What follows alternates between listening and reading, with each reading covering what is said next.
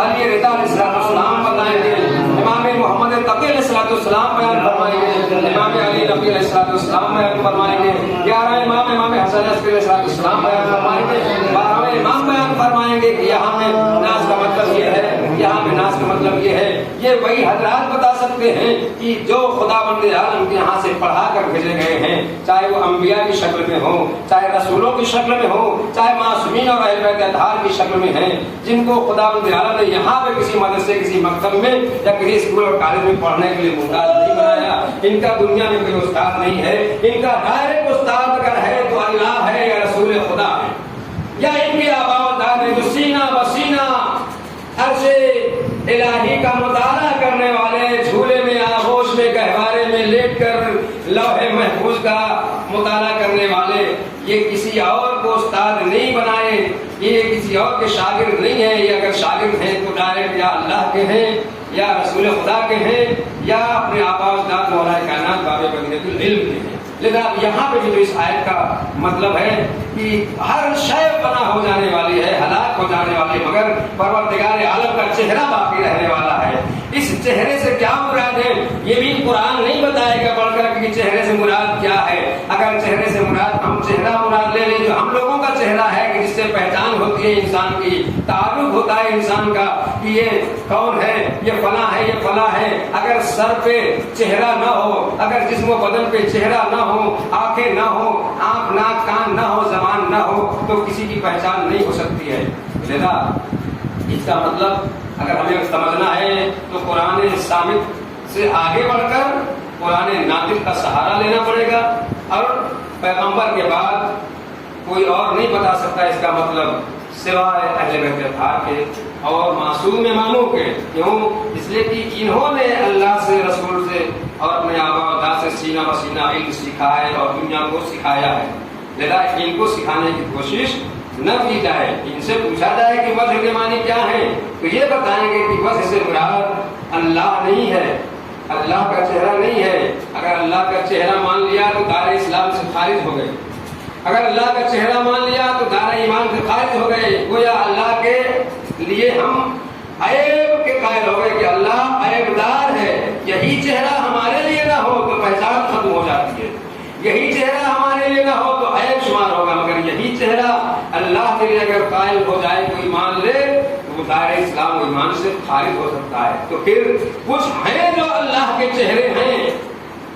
کچھ ہیں جو اللہ کی آنکھیں ہیں، کچھ ہیں جو اللہ کے ہاتھ ہیں۔ قرآن کی آیتوں کی متشابہ آیتوں کی روشنی میں کہ جس کے لیے اعلان ہوتا ہے بسم اللہ الرحمن الرحیم وما یعلم تاویلہ الا اللہ والراسخون فی العلم۔ ان محکم آیات کا مطلب تو ہم ہو سکتا ہے سمجھ لیں ڈکشنری کے ذریعے سے، لغت کے ذریعے سے، اس لفظ کا یہ معنی ہے، اس کرنے کے یہ معنی ہے، مگر متشابہ آیتیں جن کے ایک ایک لفظ سے کئی معنی نکلتے ہیں۔ ید اللہ کے معنی کیا ہے جو سورہ فتح میں آیا ہے، اللہ کا ہاتھ۔ اگر ہم ید سے اللہ کا ہاتھ مراد لے لیں تو اس کا مطلب کہ ہم نے اللہ کو عیب دار ثابت کر دیا، تو پھر وہ ید اللہ کا مراد کیا ہے؟ وہی ہے جو اللہ کا ہاتھ ہے۔ عین اللہ، خدا نے جناب نوح کو جب کشتی بنانے کا حکم دیا اور اعلان فرمایا اے نوح بسم اللہ وصنع الفلک بأعیننا، اے نوح کشتی بناؤ ہماری آنکھوں کے سامنے، تو کچھ لوگ ہیں جو اللہ کی آنکھیں ہیں، اللہ آنکھ والا نہیں ہے، مگر اپنے آنکھ والے کام کچھ لوگوں کو اپنی آنکھ بنا کر اس دنیا میں بھیجا ہے کہ جن سے لیا کرتا ہے۔ ید اللہ فوق ایدیہم سورہ فتح میں آیا ہے، تو کچھ لوگ ہیں جو اللہ کے ہاتھ ہیں کہ جن کے ذریعے سے اللہ اپنے ہاتھ والے کام لیا کرتا ہے۔ کچھ لوگ ہیں جو اللہ کے چہرے ہیں، مظہر صفات پروردگار عالم ہیں کہ جن کے ذریعے سے خدا بند عالم اپنے کام لیا کرتا ہے۔ وہ قادر مطلق خدا محتاج نہیں ہے، وہ کن فیکون کا مالک ہے، ان اللہ علی کل شیء قدیر کا مالک ہے، مگر اس کے باوجود بھی وہ بے نیاز ہونے کے باوجود بھی ہم انسانوں کو، محتاج انسانوں کو یہ بتانا چاہتا ہے کہ تمہارا خدا محتاج نہیں ہے مگر تم محتاج ہو۔ صلی محمد اللہ محتاج نہیں ہے، وہ بے نیاز ہے، وہ غنی ہے، وہ قادر مطلق ہے، وہ کن فیکون کا مالک ہے، وہ ان اللہ علی کل شیء قدیر کا مصداق ہے، مگر وہ ہم ناقص ذہن رکھنے والے، ناقص وجود رکھنے والے انسانوں کو بتانا چاہتا ہے، جاہل انسانوں کو بتانا چاہتا ہے کہ تم سمجھو اور ذہن و دماغ میں بیٹھا لو کہ اللہ محتاج نہیں ہے۔ تمہارے سمجھانے کے لیے، تمہیں محتاج ثابت کرنے کے لیے اللہ نے یہ ساری آیتیں फरमाई कि तुम अल्लाह का चेहरा नहीं, मगर कुछ लोगों को अल्लाह का चेहरा मानना पड़ेगा, हत्ता कुछ लोगों को अल्लाह की मर्जी माननी पड़ेगी। वो कौन लोग हैं? वो मौलाए कायनात हैं, रसूल खुदा हैं, मौलाए कायनात के बाद उनकी मासूम औलादे हैं, गैर मासूम औलादे में नहीं हो सकती। ऐसा नहीं कि मौलाए कायनात के बहुत से बेटे थे, बहुत सी औलादे थी, सब के सब नहीं। मौलाए कायनात के 2 मासूम बेटे थे, इमाम हसन मुश्तबा की शक्ल में और इमाम हुसैन इस्लाम की शक्ल में। ये अल्लाह के चेहरे हैं, ये अल्लाह के हाथ हैं, ये अल्लाह की आंखें हैं। मौलाए कायनात मरने पर नफ्सुल्लाह है, कुल्लु नफ्सिन ज़ाइक़तुल मौत, इसी खुतबे में आया है कि हर नफ्स को मौत का जायका चखना है, मौत का जायका चखने वाला है हर नफ्स। चखना है, खाना नहीं है। चखने और खाने का फर्क आप लोगों को अच्छी तरह मालूम होगा। नजरियात में खाने के लिए नहीं, चखने के लिए बुलाया जाता है। तो मौत का जायका चखा जाता है, खाया नहीं जाता पेट भर के, बल्कि चखने के लिए है। वो नफ्स कौन है कि जो नहीं चखेगा? कोई एक ऐसा है जो नफ्स खुदा है। नफ्स खुदा को उस जायके मौत भी चखने की जरूरत नहीं पड़ेगी, वो बचा रहेगा, महफूज रहेगा। यह और बात है उसे तलवार से मार दिया जाएगा, यह और बात है उन्हें तलवार से शहीद कर दिया जाएगा, मगर उसके बावजूद वो तलवार से शहीद हो जाने के बाद भी, तलवार से कत्ल हो जाने के बावजूद भी, वो जहर से शहीद हो जाने के बावजूद भी अपने जाहिरी जिंदगी में वो सारे काम नहीं कर पाए। दुनिया ने उन्हें नहीं करने दिया, डिस्टर्ब किया, मुज़ाहमत की जाती है, रुकावटें की जाती है, मुआने मुश्किलात की जाती है, मगर शहादत के बाद उन्होंने मोजज़ात दिखाए, करामतें दिखाई और साबित किया कि जब तुम लोगों ने जाहिरी जिंदगी में फायदा उठाने के बजाय नहीं उठाया, बल्कि हमें तुमने कत्ल कर दिया, हमें शहीद कर दिया, हमें जहर से मार डाला, तो अब हम तुम्हारे दरमियान तुम्हारी आंखों से ओझल तो हो गए, मगर शहादत के बाद हम जिंदा जावेद हैं, पहले से बेहतर जिंदगी गुजार रहे हैं। और यही वजह है कि शहादत के बाद ऐसे ऐसे मोजज़ात सादिर होते हैं, मासूमीन के कब्रों से, उनके रोज़ों से ऐसी ऐसी करामतें ज़ाहिर होती हैं कि बेआँख वालों को आँख अता फरमाते हैं, अंधे लंगड़े लोगों को हाथ और पैर अता फरमाते हैं, जंजीरों में जकड़े हुए लोग, जरिए मुकद्दर से जकड़े हुए लोग जब वहाँ रोज़ों पे जालियों में बांधे रहते हैं, जंजीरों में जकड़े रहते हैं, तो अक्सर व बेशतर मोजज़ात होते रहते हैं, अक्सर व बेशतर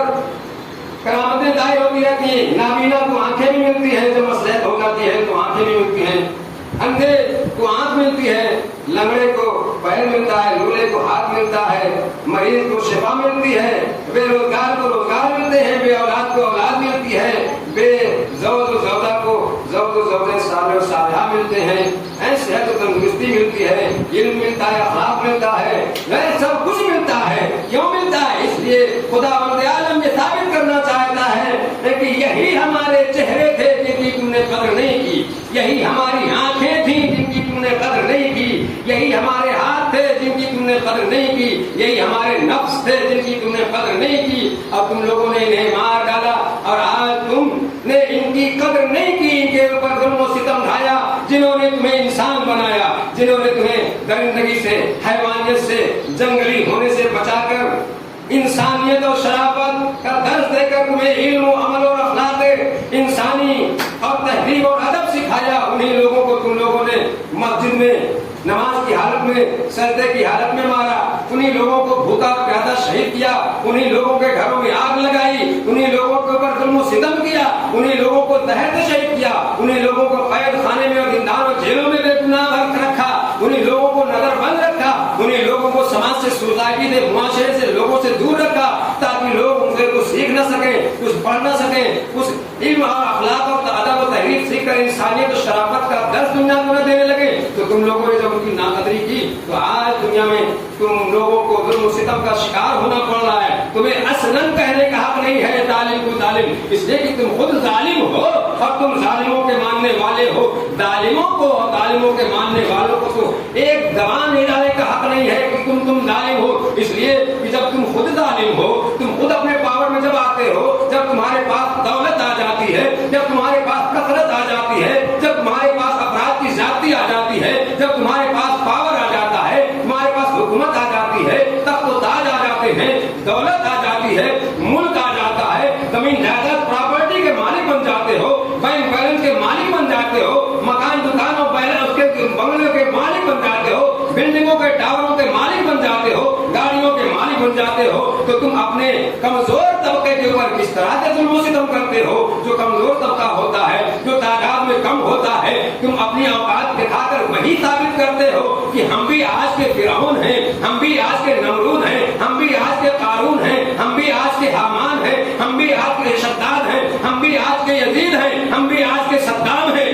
जो अपनी अपनी औकात में जब आते हैं तो जुल्म सितम करते हैं। कॉलेजों में जाके देख लीजिए, यूनिवर्सिटियों में जाके देख लीजिए, स्कूलों में जाके देख लीजिए, मकतबों में जाके देख लीजिए, दीनी और दुनियावी इदारों में जाके देख लीजिए, सियासी और गैर सियासी इदारों में जाके देख लीजिए, जहां जहां भी ये जालिमों के मानने वाले हैं अपने जुल्म सितम से बात नहीं आ रहे हैं, वो इंतहाई जुल्म सितम करके अपने मातहतों के ऊपर, अपने कमजोरों के ऊपर ये साबित करने के लिए कोशिश करते हैं कि हम ही वक्त के यजीद हैं। और सामने वाला जो मजलूम तबका, कमजोर तबका होता है, वो ये साबित करने की कोशिश करता है कि हम कम जरूर हैं मगर कमजोर नहीं। याद रखना, जिस तरह से कल जंगे बद्र, वहद, खैबर और खंदक में कम वाले कमजोर नहीं पड़े, जिस तरह से कल करबला में 72 शहदा कमजोर नहीं पड़े, लाखों के ऊपर, तलवारों के ऊपर, असलहों के ऊपर, नेज़ों शमशीर के ऊपर, उन सूखे गलों ने, भूखे प्यासे गलों ने फतह कामयाबी हासिल की, और आज उनका नाम दुरूद और सलाम से लिया जाता है। हत्ता गैर मुस्लिम, नॉन मुस्लिम सिंपल और आइडियल नमूना समझते हैं शहदाए करबला को, अहले बैत अतहार को, इमामों को, पेशवाओं को। वो गैर मुस्लिम होने के बावजूद सिंपल आइडियल नमूना समझते हैं, और हम नाम के मुसलमान, कलमा पढ़ने वाले जिन्होंने हमें मुसलमान बनाया, हम ही उनकी खलील नहीं पहचानते, मार्फत नहीं रखते। लिहाजा आज भी हम उसी तरह से जुल्म पर उतारू हैं, और जब कोई हमसे बड़ा तालिम हमारे सामने आ जाता है तो चीखने और चिल्लाने लगते हैं। लिहाजा अल्लाह के निज़ाम में ये है, अल्लाह के सिस्टम में ये है, जब हम जुल्म करते हैं तो हमें अल्लाह किसी बड़े जालिम का शिकार बना देता है। जब हम किसी पर जुल्म करते हैं, अपनी किसी भी चीज का जब नाजायज इस्तेमाल करते हैं, मिस यूज करते हैं, बजाय समझाने बुझाने के अपने किसी भी चीज का जो अल्लाह ही की दी हुई है, जब हम मिस यूज करते हैं, गलत इस्तेमाल करते हैं, तो अल्लाह जब इंतकाम पे आ जाता है, बदले पर आ जाता है, तो हमसे बड़े जालिम को, हमसे बड़े जालिम हाकिम को हमारे ऊपर मुसल्लत कर देता है। अब फिर हम चीखते हैं, चिल्लाते हैं, फला हुकूमत जालिम है, फला हाकिम जालिम है, फला मंत्री जालिम है, फला मुख्यमंत्री जालिम है, फला वज़ीर आज़म जालिम। नहीं, हमको असलन चिल्लाने का हक नहीं है, इसलिए कि हम खुद जालिम हैं, हम खुद जुल्म के प्रचार करने वाले हैं, खुद जुल्म के बढ़ावा देने वाले हैं, खुद जालिमों के मानने वाले हैं। हम कभी अपने ऊपर जुल्म करते हैं, कभी खुद अपने नफ्स के ऊपर जुल्म करते हैं। अगर हम वाजिबात से दूर हैं, अगर हम मुस्तहबात से दूर हैं, अगर हम हराम कारियों में मुब्तला हैं, गुनाह कबीरा और सगीरा में मुब्तला हैं, अगर हम इन तमाम चीजों में मुब्तला हैं, तो हम खुद अपने आप पर जुल्म कर रहे हैं, अपने नफ्स पर जुल्म कर रहे हैं, तो हम तो खुद सबसे बड़े जालिम हुए। फिर उसके बाद आगे बढ़कर बीवी बच्चों पे, अगर बीवी बच्चों के हुकूक अदा नहीं कर रहे हैं, बीवी असीर और कैदी होती है, अपने माँ बाप के घर को छोड़कर आती है, एक अनकादो कबीदों में इतना पावर, इतनी कुदरत, इतनी कशिश अल्लाह ने भर दी है कि उसी के जरिए से वो एक नामहरम को महरम बना दिया जाता है, तो अपने घर बार को छोड़कर, अपने वतन को छोड़कर, अपने माँ बाप को छोड़कर सबको चली जाती है, और आने के बाद एक अजनबी के साथ, अजनबियों के दरमियान रहती है, उसके साथ अगर जुल्म होता है, ससुराल वाले अगर जुल्म करते हैं,